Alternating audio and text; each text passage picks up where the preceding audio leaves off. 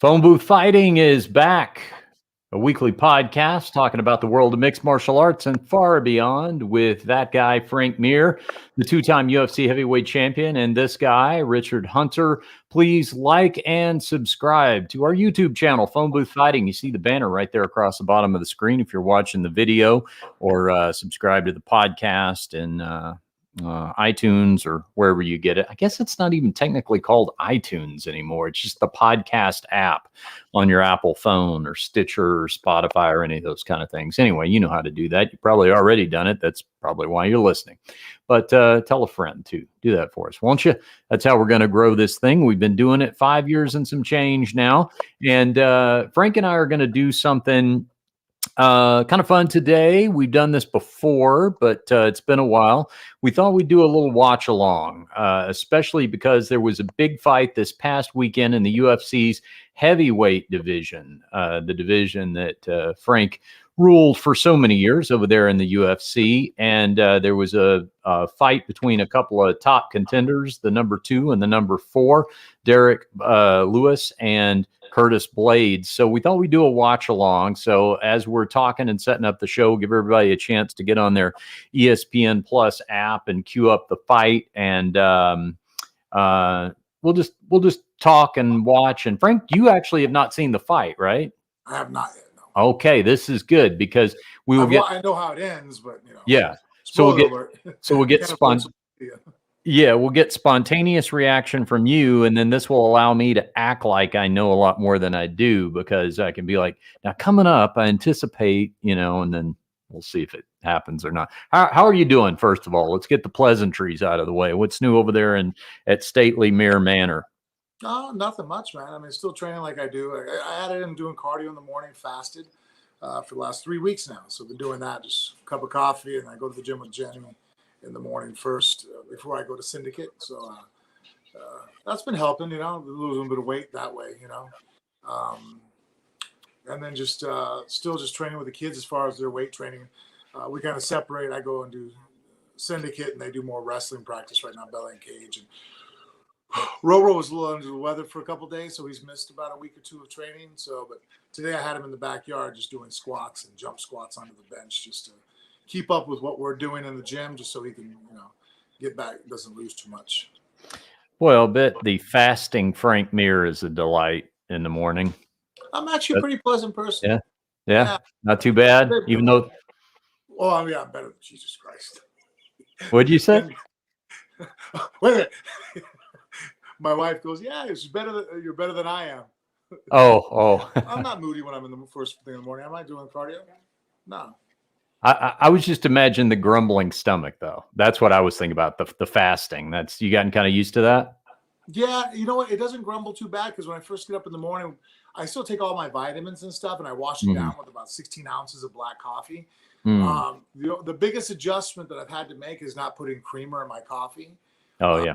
Because the extra sugar and stuff. And so I'm trying to, that's more of a delicacy now, like on the weekends and stuff, if I'm going to enjoy a cup of coffee in the afternoon, But first thing in the morning, I try not to have anything in my system besides just burning on, my own body. And so, and then I work with Steve Date a lot, who's the GM over at Lifetime. So he's always there waiting for me, and somebody to meet and hang out with and talk to. So while we're doing cardio, because it's steady state cardio anyway, so it's not like it's brutal.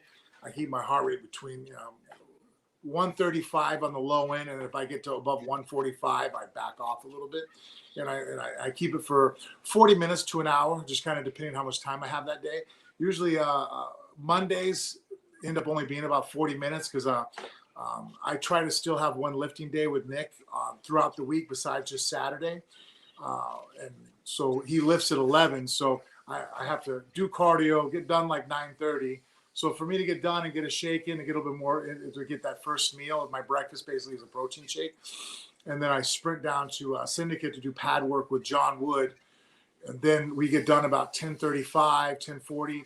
I eat my first meal in the car driving to Nick's to go lift.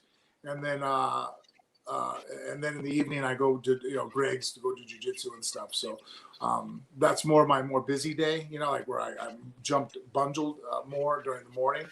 But on the other days I have a little more spaced out, where I have a couple hours in between stuff. So That is an intense schedule, Frank. You probably know that. You know what though? You just get used to certain things. It's funny. I thought about that. Like there's certain things in life you think about.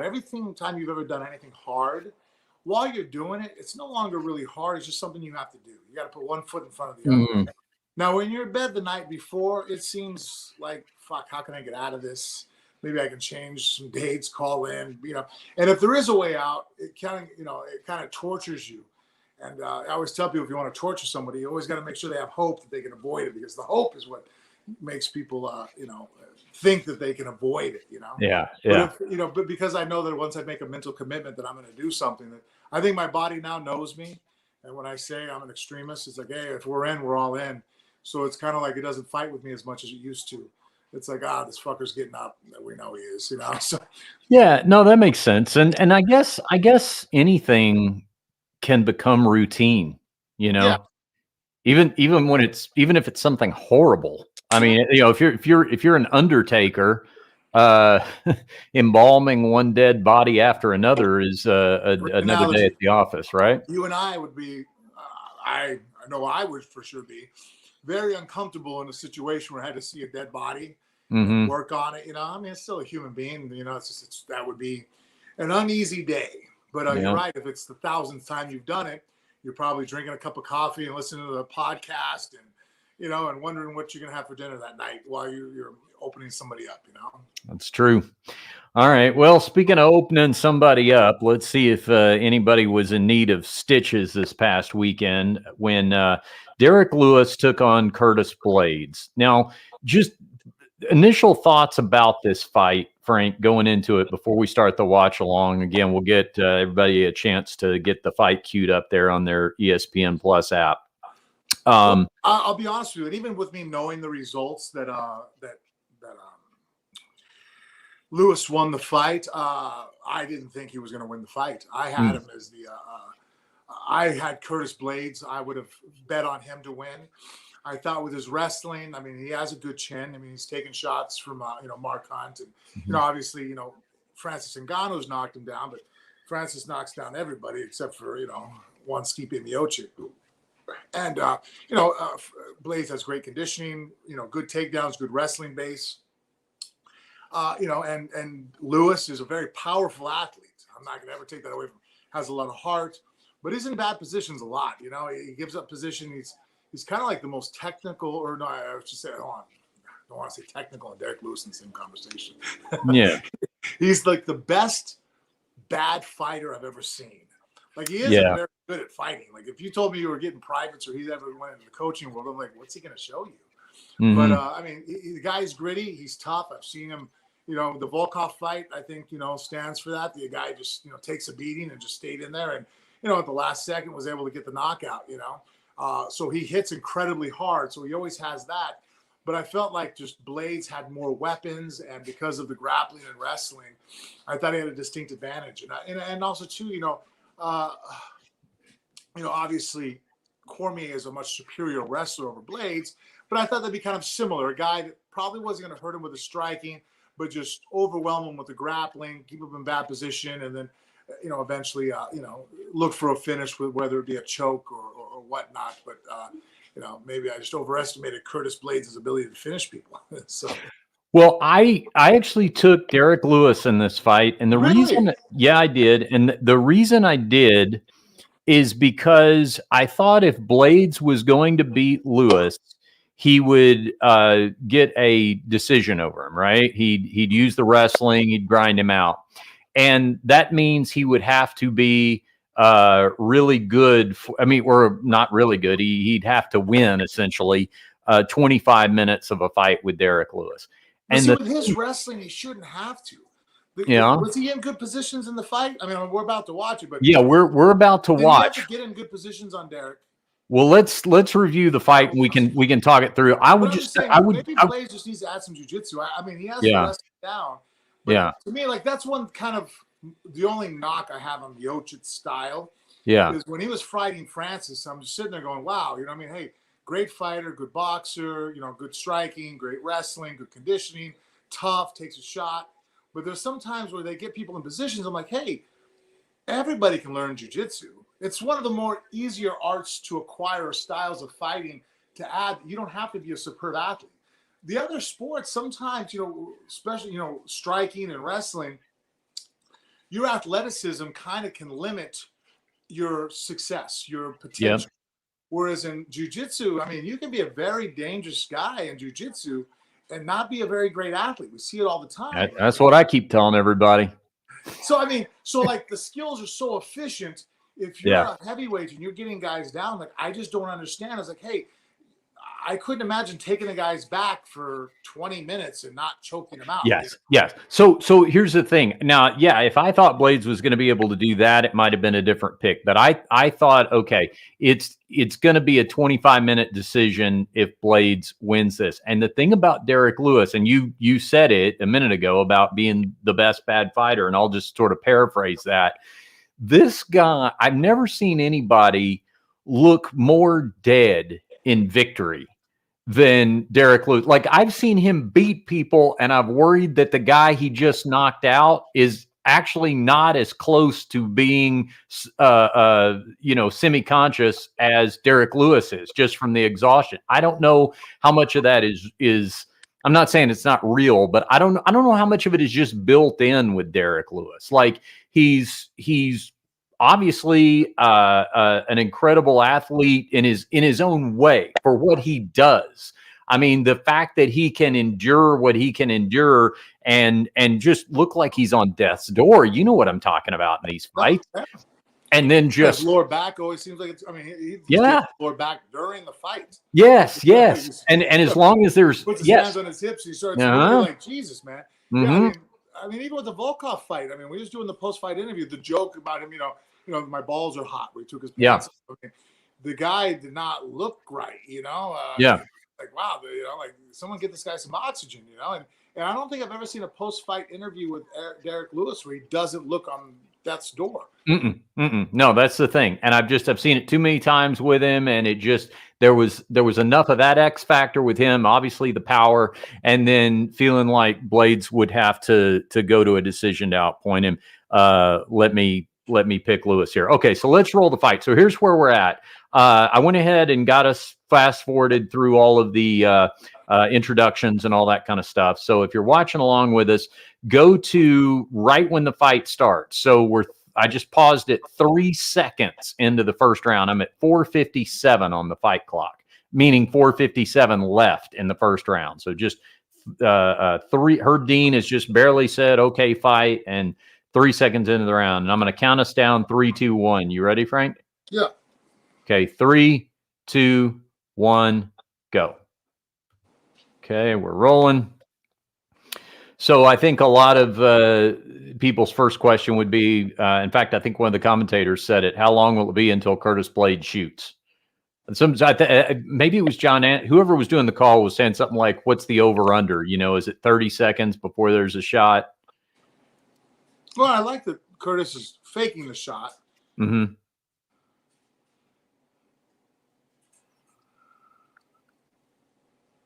But there's a danger there. I mean, if Blaydes shoots, he's looking out for what? Like the Lewis uppercut? Yeah, uppercuts. I've never really seen Lewis throw a knee, but throwing that right hand coming up. But also too, just throwing punches. If I was in Curtis's corner, I'd be like, hey, we're gonna do 1, 2. Follow those punches. Don't give him opportunity to retaliate, and we're just gonna clinch with him. Push him against the cage and look for our takedown from there. We don't have to shoot from the outside where we could run into something. Let's get close and smother him. So even though we don't maybe even get successful with the shot, the wrestling and grinding we know is going to wear Derrick out. And also, too, it's hard to punch somebody when they're holding on to you. So 90 seconds into the fight, pretty tentative, understandably. Yeah. Honestly, I think Curtis is giving too much respect for the hands. I think he has to actually try to make a commitment to come in and throw a punch. Right now, by staying at this distance, there's an opportunity for that right hand of Derrick's to catch him. I also He's think pulling out. his in and out, I think, is okay as long as it's the medium range. But Yeah. once he gets to medium range and he's in, he needs to go all the way in, go chest to chest. Think, Dan Henderson, Randy Couture. That would be the style that I would approach or tell him to try to mimic in this fight against Lewis. I also think, too, when a fight stays like this at this distance with this level of inactivity for this much of a round, then what you run the risk of is the round being decided in the last minute or so just based on one or two punches that maybe in and of themselves aren't even that consequential. But if, okay, here we go, here's a flurry. Yeah, I mean, and the good thing too, I like the low kicks. That's something I think that Derrick would be a good take advantage of, just kicking him. In fact, I would say go for the body. What's Lewis going to do? Grab you and take you down? That's not really his thing, and staying at kicking range keeps you off of the hands. The in and out stuff is just, again, kind of scary because you back up into his shot, as he explodes forward, because Derrick's extremely explosive. But see, he backs up and he's not very busy. So you walking up, peppering him with some kicks and just staying at distance, you win the round easily. And then you force Derrick to make the mistake that would help accentuate your takedown, is he has to come forward now to try to be aggressive, to land punches with his hands, because that's his most, prominent weapon. And then now he's walking into these shots or takedowns by Curtis. And here, Curtis again now doing a good job of faking the shots, being busy there. But see, again, now Curtis is too active there. I like the kick. Knocked Lewis off balance, almost went down. Yeah, nice jab and kick. But then I don't understand why. These are the opportunities of when Curtis should be shooting. Especially when he was off balance with the takedown, with the roundhouse to the lower leg. A little more of almost like maybe it was a calf kick. That type of combo, is that a good strategy against a fighter like? Oh, here we go. There's a knee. Like right here. Why finish him with strikes? Lewis has a hard head. He's strong. Plus, while you're hitting him, you're in range for him to hit back, and he has one hell of a wallop. Why let him have that weapon? So sit here and prove a point. You're a better striker. No one cares. No one's going to think you're a better striker, even if you do knock him out. They're going to say you got lucky, because people already have a conception of who you are as a fighter, and it's never going to change. So screw it. Win the fight. I mean, this is Blaydes' round, and he didn't even have to take him down. We got an eye poke there, I think. Yeah, it was right. It was right when Blaydes, right when Lewis turned his back, and I think Blaydes came around. Yeah, with that left. Yeah, he opened his hand. Yep. His brain was half thinking clinch, half think throw a hook. And all right, looks like Derrick Lewis said he's good to go. There's only a few seconds left in this round anyway. There we go. 5 seconds left. 3. Yeah. High kick from Lewis, and end of round 1. So, I mean, to me, at least in round 1, Blaydes looks like he's having much more success standing with Lewis than I would have thought. And Blaydes might fight Lewis in 10 fights and beat him 5 out of 10 in a stand-up kickboxing match, because technically Curtis is a better striker. As far as me breaking down his combinations, his in and out, his targeting, Derrick is kind of a victim of his own success. The fact that if he just lands that one shot, he doesn't throw combinations, he sits there, and if he does, he might throw a 2-piece, but that's just because he throws the first punch and he's so off balance that he has to fire back the next one. But you see here, that's all Lewis is doing here. He's just looking to go ahead and land the big shot. He's not really setting much up. He just, we're in firing range. I'm going to throw a couple shots now and see what I can, and if I touch you, I've won fights this way. But as far as the different combinations of strikes that, Blaydes has thrown shows that he's, a more versatile striker. He just doesn't have the same power, obviously, that Lewis has. Round 2. What's the warning here? Oh, okay. Derrick Lewis is being warned for sticking his fingers out, I think. That was okay. Here's a single. Can't get it. But she's got him backed up against the cage like you were talking about, Frank. Now he's in close, or he was. Place to keep a guy hits hard is put his back on the cage. Mm-hmm. By the way, in Derrick Lewis's corner, that was Mr. Lauren Murphy, by the way. Murphy's husband. Who? Lauren Murphy, one of our favorites here on Phone Booth Fighting. Okay. Oh, yeah. Yeah, her husband is in his corner. Because they moved to Houston, so they train with Derrick Lewis's crew now.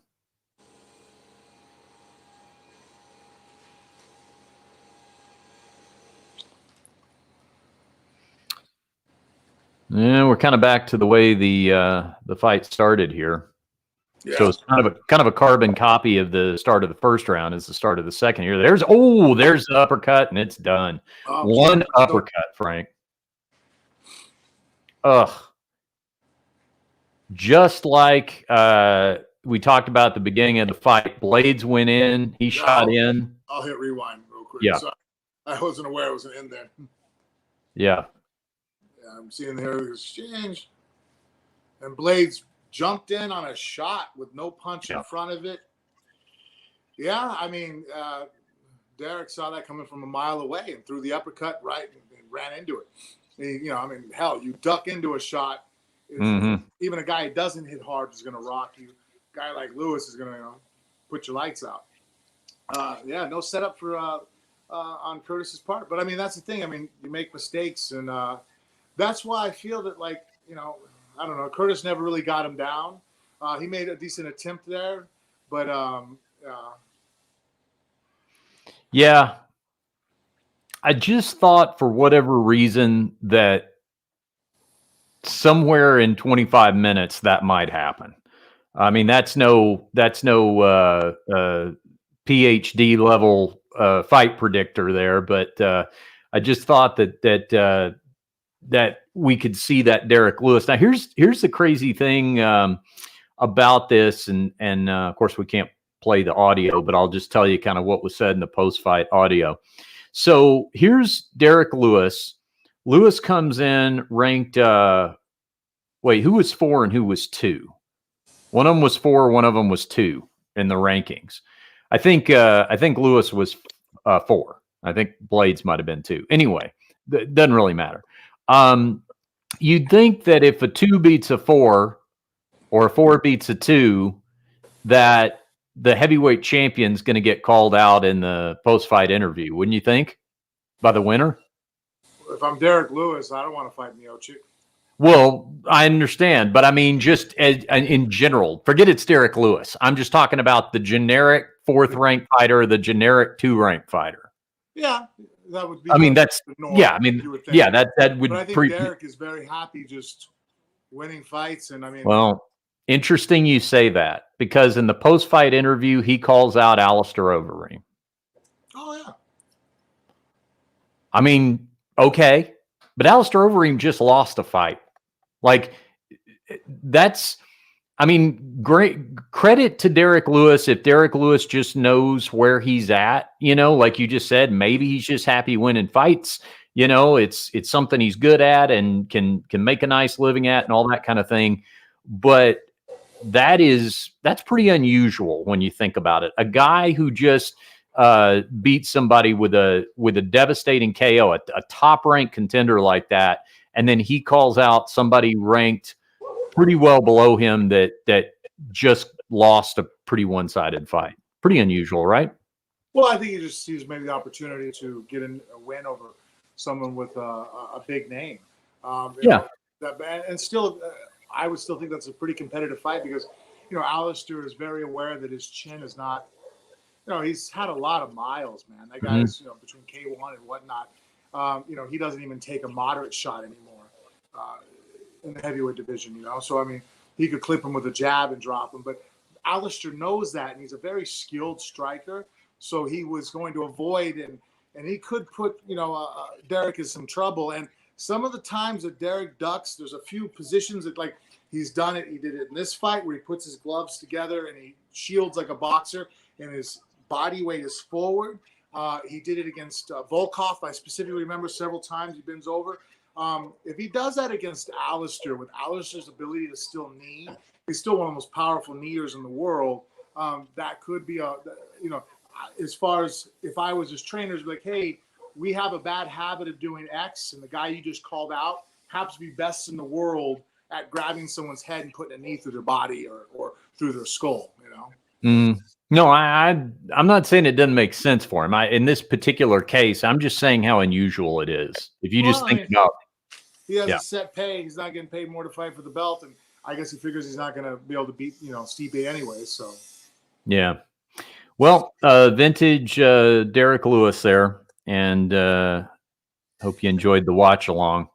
By the way, Frank, pulling back the curtain, we were watching it on my ESPN Plus account, and I don't know if you've ever done this. I wish I would have done this much earlier in the internet age than I did, but you may have noticed that I gave you an email to log in that you'd probably never heard of before. No, I hadn't. No. Yeah, like what my email is and all that. I was thinking that I'm like, I'm gonna have to ask that. That seems like an interesting story on how that. All right.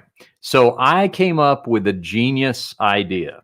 And like I said, I wish I'd thought of this so much sooner in the information age. I have an email address that I only use to sign up for apps, discounts, just anything, because inevitably I do the same thing. You have one? Yeah, mirfrancisco@yahoo.com. Oh, I've not opened that email in 3 years. Genius. Home, send whatever you want to it. I'll never. I don't open that email. That is for when you go somewhere, especially when you travel out of the country. Yes. To use their Wi-Fi at the airports, everybody wants an email. Give us an email. Sure, here you go, buddy. You know what I mean? Advertise all you want, send all the spam and junk mail in the world. I just want to get some Wi-Fi so I can call the wife. You know what I mean? Genius. Well, I wished I would have thought to do that a lot sooner than I wish I had 3 years of that under my belt like you do, because I thought of it only fairly recently, and it's been great because it's just really cut down on all the spam. Oh yeah, it's so much better. The only problem sometimes I've ran into when I've done it is that some businesses are smart. They'll say, hey, give us your email. We've sent you a password to your email. Log into our Wi-Fi. I'm like, shit, I got to do it again. I put my real email in now. Well, the funny thing is, I'll still jump over to the spam one to get like discount codes, like you're talking about. I don't know the password to my email anymore. You don't? To get into it. So yeah. I probably just need to do that, figure out what the password is again, and go there. Yeah. I've been getting emails lately from Yahoo saying, hey, it's been so long since you've logged in. Like, if you don't log in, we're going to delete the account, basically. So I gotta check. Well, the funny thing about that is, like, when I do log into it, that's when you discover how much crap is in it. Like my phone, because I have that spam email connected to my phone for that reason, right? Just in case I have to jump over there, check it out. Right now, it says I have 18,810 unread emails. And how long have you been doing it? Like maybe a year. Yeah. Probably not even that. That's the thing. It's just so overwhelming, all the garbage that comes. So yes. I think nowadays you have to have the spam email. Yep, you do. So here's what we're going to do. Hopefully you enjoyed the watch along with us there for the fights. We'll do that again sometime soon. Why don't you and I, Frank, jump over to our premium page? Let's go over to our Patreon page, because Celebrity Death Pool is back. And there's been some developments. We have to talk about our roster and who's on the board and where we rank in the system. So if you haven't checked it out yet, go to patreon.com/phone booth fighting and check out the premium content that Frank and I do over there. You good? Yeah. Hey, and again, everybody at home, check out MereAmericanShaman.com, website me and my daughter now are part of and pushing. So give it a look. If any questions, give us an email. MereAmericanShaman.com. American Shaman's been on board with Frank for quite some time, and now they see that golden opportunity to get on board with the next generation of mirrors as well. So MereAmericanShaman.com. Check that out. All right, guys, we're headed over to the Patreon page. We'll see you right back here next time on Phone Booth Fighting.